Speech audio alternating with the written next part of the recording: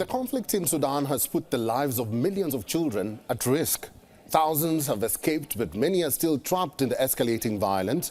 The United Nations Children's Agency says the closure of schools has also affected their mental health and well-being, and says the country is facing what it calls a generational catastrophe.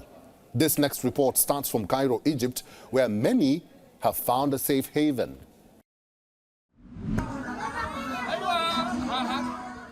They found a new home in Giza, Egypt.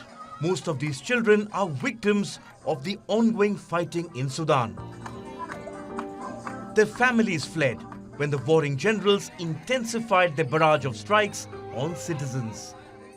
Sana Mahmoud says her daughter still wakes up at night screaming because of the gunfire and airstrikes that rocked her neighborhood. They saw everything. The gunfire was falling on us at home. They saw the events and the fire. They saw horrible scenes. She still screams at night and cries out to me, "Why are these people coming to kill us?" And I tell her,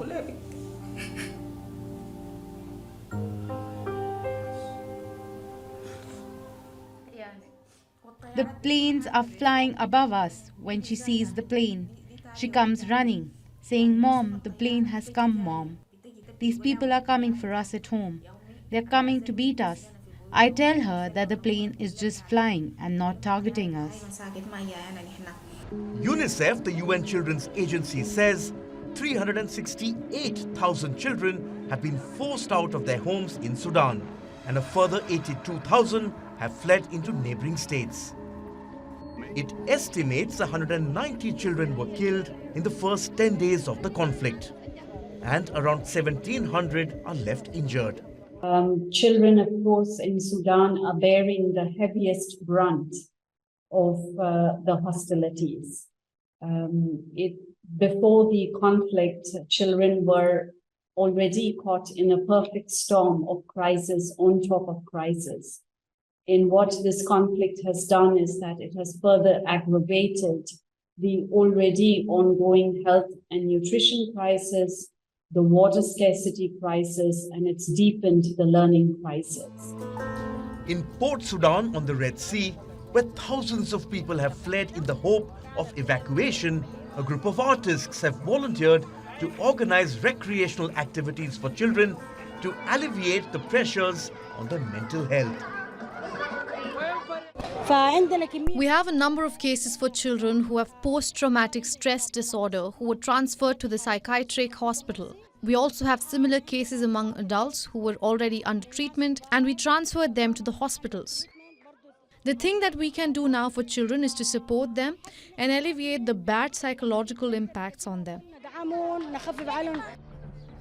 Children in conflict-affected areas in the Sudan continue to be affected by grave violations within an unstable political environment and the worsening humanitarian situation. Also worrying is the increased number of attacks on schools and hospitals, and of denial of humanitarian access that affected the delivery of life-saving aid to children. Organizations have reiterated that schools and hospitals must be unconditionally protected from attack and from military use. The two warring groups, Sudan's army and paramilitary group called the Rapid Support Forces, have so far breached 7 ceasefire agreements. The fighting continues. Bureau Report, WION World is One.